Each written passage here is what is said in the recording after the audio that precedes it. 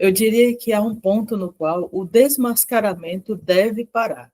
Essa frase está no livro de Viktor Frankl, chamado aqui no Brasil de O Sofrimento de uma Vida Sem Sentido, e a gente vai tomar ela como mote para refletir sobre o tema do desmascaramento versus a autenticidade. Eu sou Thalene Chagas, psicóloga, logoterapeuta, uma das fundadoras aqui da Escola do Sentido. Gostaria de pedir para que você já deixe o like, inscreva-se em nosso canal Escola do Sentido e lembre-se de ativar o sininho das notificações. Agora vamos para a nossa reflexão. Bom, para iniciar a nossa reflexão, eu queria trazer o trecho do texto de Viktor Frankl que inspirou a nossa escolha por esse tema. Vamos ao trecho? Diria que há um ponto no qual o desmascaramento deve parar, isto é, exatamente ali onde o psicólogo depara com um fenômeno em que simplesmente não há por que desmascarar, porque é autêntico. Se o psicólogo segue adiante com seu trabalho de desmascaramento, acaba, é verdade, por revelar algo, o seu próprio motivo inconsciente, desvalorizar o que há de humano no homem. E aqui eu queria destacar principalmente a frase que a gente trouxe no começo do vídeo. Diria que há um momento em que o desmascaramento deve parar, isto é, exatamente ali, onde o psicólogo depara com o fenômeno em que simplesmente não há por que desmascarar, porque é autêntico. Então, pessoal, Viktor Frankl, ele faz uma discussão com relação à própria psicoterapia do seu tempo. E, mas não só. Queria destacar isso, já a gente vai falar sobre o momento atual, né? Mas contextualizando, tem isso, né? Se você perceber nas obras de Viktor Frankl, ele vai citar bastante vezes a psicanálise freudiana, a psicologia individual do Adler, por vezes também vai trazer a psicologia analítica de Jung, trazendo essas referências como importantes, mas trazendo também os seus pontos, seus posicionamentos, em que ele diverge desses autores ou da metodologia das psicoterapias que esses autores trazem, né? Então, esse é um ponto. O próximo ponto que eu queria trazer para vocês é uma questão mais ligada a como as pessoas vão compreendendo as metodologias e se apropriando delas. Então, muitas vezes, nem os autores falaram exatamente desse jeito, né? Nem Freud, ou Adler, ou Jung, mas às vezes as pessoas compreendem de uma forma um tanto quanto distorcidas e vão levando isso para a prática. Então, ficou muito famoso na época do Frankl essa coisa do desmascaramento, né? Assim, a pessoa está dizendo algo, mas não é exatamente isso que ela quer, né? Tem a ver com outra coisa mais profunda. Inclusive, a gente foi criando na nossa experiência cultural essa coisa assim de procurar o que no fundo, a pessoa está querendo dizer, o que no fundo ela disse. Como se assim, né? O que foi dito não é o correto, não é o autêntico, o genuíno, o verdadeiro. O que foi dito mascara algo, né? E esse algo é que está lá no fundo, e que a gente vai descobrir. Então, isso acabou indo para um senso comum, né?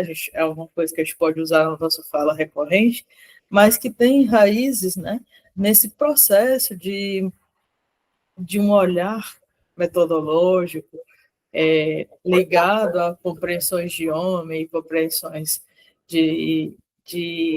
a respeito do funcionamento psíquico, com raízes, né, nesses estudos sobre a psique humana, né?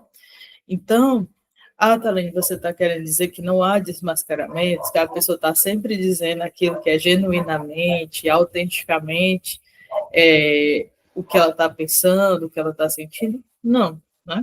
O Frankl, ele foi um estudioso da psicanálise freudiana, um estudioso também da psicologia individual de Adler, teve contato com as obras dos humanistas americanas, com o comportamentalismo. Então, assim, o Frankl compreendia as contribuições científicas dessas abordagens, dessas psicoterapias, né?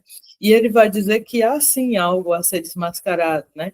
E tem a ver com o funcionamento neurótico de alguém, né? Alguém que esteja passando por uma experiência neurótica, vai ter esse caráter de estar demonstrando uma coisa, apresentando uma coisa, mas que essa coisa apresentada, essa vivência apresentada, ela mascara a experiência real, né, que está acontecendo em termos de vivência psíquica, enfim.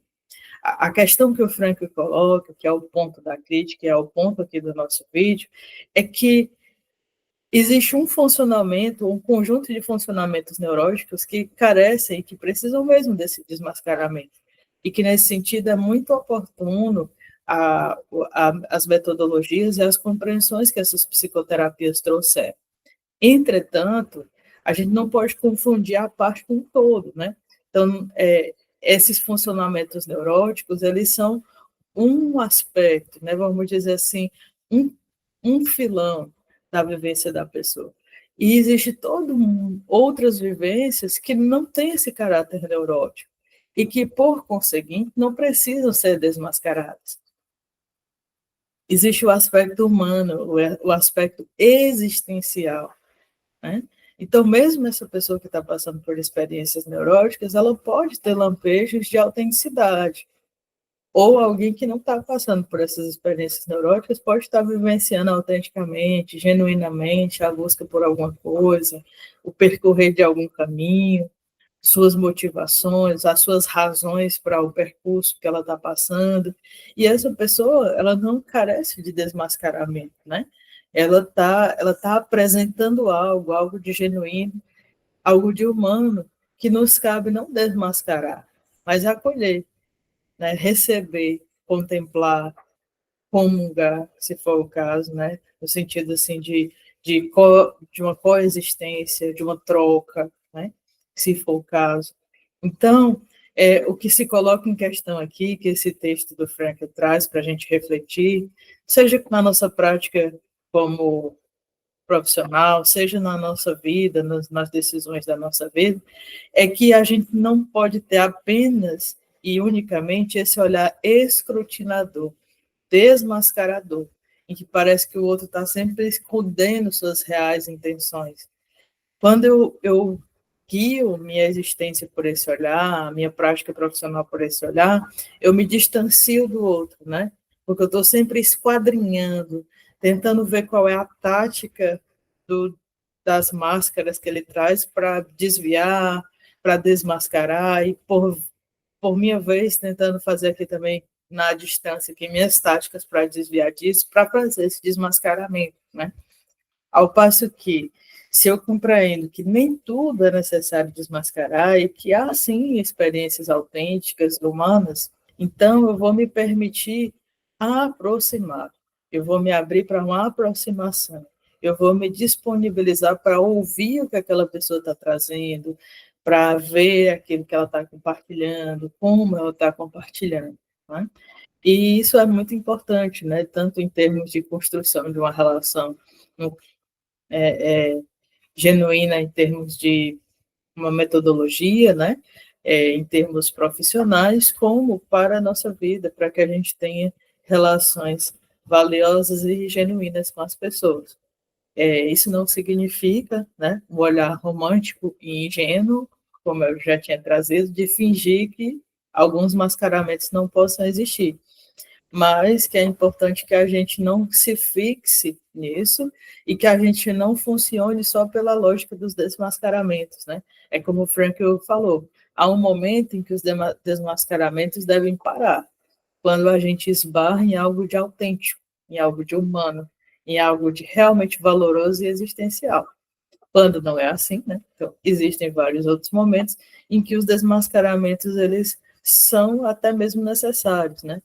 Tanto no sentido da gente contribuir com a experiência da pessoa, quanto no sentido da gente se posicionar da melhor forma possível, em linhas gerais, né, no nosso agir humano, para além da profissão.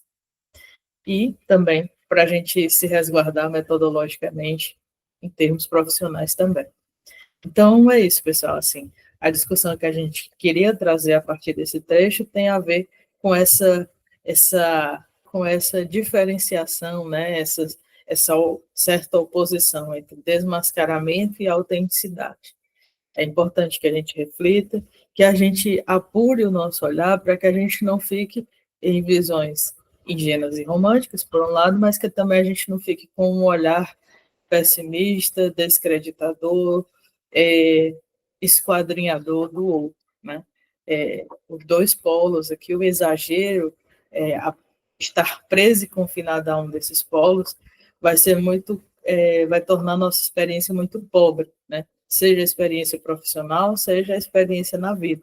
Ao passo que a gente compreender o que cada uma dessas vivências significa, faz com que a gente possa ter a sabedoria de se posicionar da melhor forma possível diante das pessoas, seja quando, sim, elas apresentam um funcionamento neurótico, né, que envolve, sim, essas máscaras, ou se posicionar quando a pessoa traz algo de genuíno, que a gente consiga ter um posicionamento de acolhimento, de comunhão, de aproximação.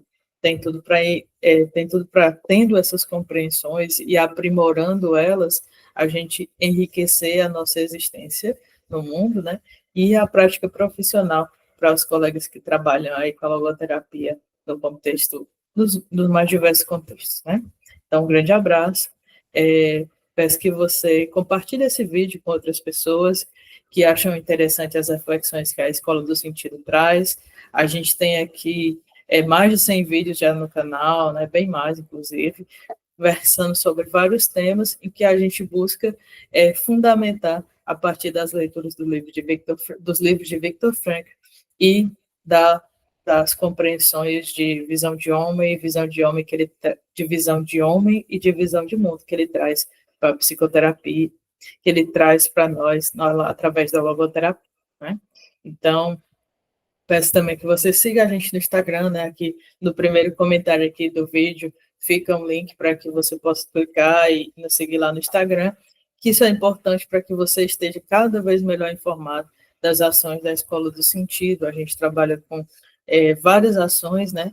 Fundamentadas a partir da logoterapia, e que quanto mais você estiver nos acompanhando, mais torna possível que a gente se encontre, que a gente troque, que a gente aprenda juntos, né? Então, um grande abraço e até o próximo vídeo.